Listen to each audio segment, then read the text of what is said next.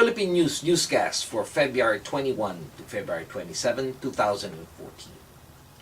Good day to everyone. Magandang araw po sa inyong lahat and welcome to the website of Philippine News. These are our stories for the day. We'd like to start with the news about the Philippine Cybercrime Act of 2012, the online libel law which has been affirmed.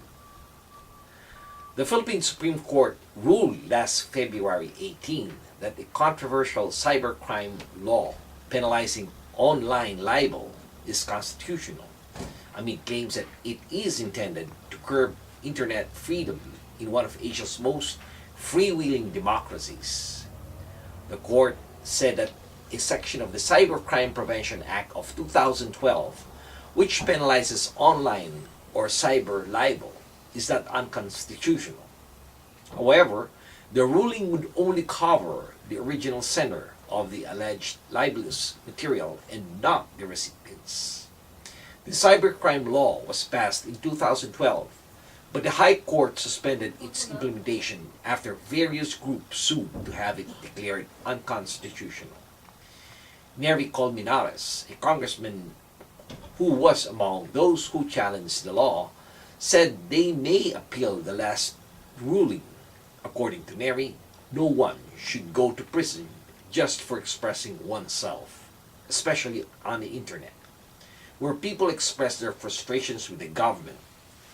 President Aquino signed the law to stamp out cybercrimes such as fraud, identity theft, spamming, and child pornography.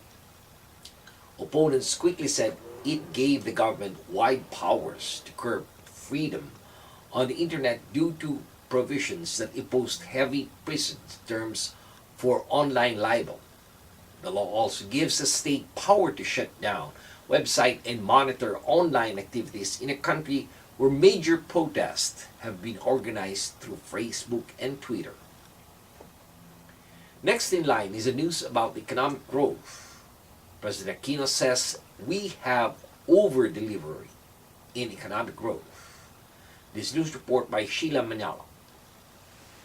President Benigno Aquino dismissed his government's critic for frail delivery of promised economic improvement, saying that his administration has even managed to over-deliver.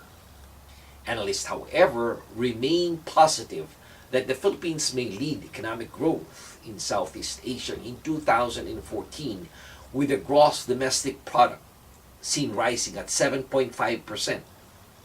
While economists cite infrastructure spending and preparations of local businesses for the ASEAN Economic Community integration in 2015 as reason for such foreseen growth, Aquino said that through his leadership, the Philippines created an economic environment conducive to investment.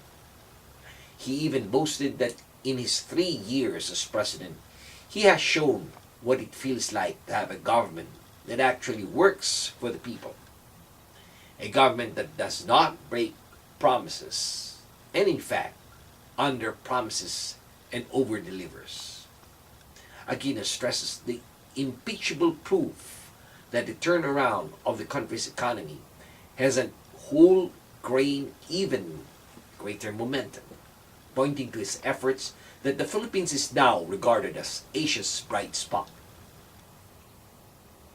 This time we tackle news about the country as it vows to rebuild better 100 days after Typhoon Haiyan had struck.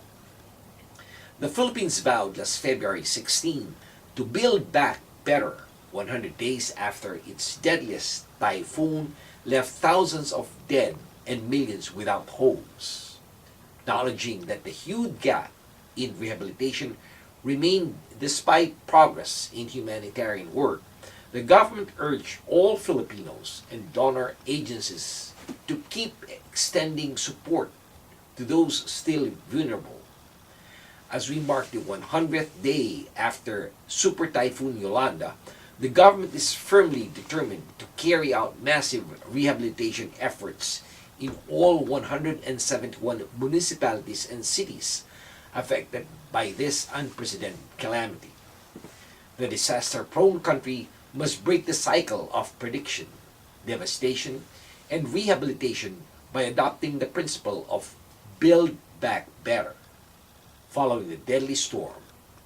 The need for durable shelter for millions of people whose homes were damaged or destroyed is critical. 45% of the $788 million appeal the UN had launched had already been received, and it had benefited hundreds of thousands.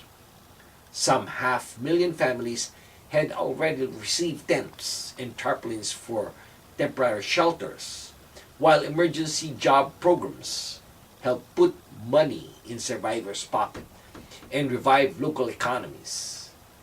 Despite its best effort, the government is unable to adequately respond to all the needs of all the affected families and individuals.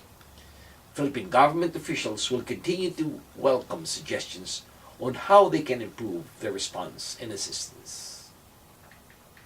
And finally, we have the latest about the figure skater Michael Christian Martinez, as his Olympic debut wows admirers. The report by Lydia Solis. Michael Christian Martinez placed number 19 in figure skating finals at the Sochi Olympics, but is a champion to all fans all over the world, whom he has won over his talent, humility, and commitment.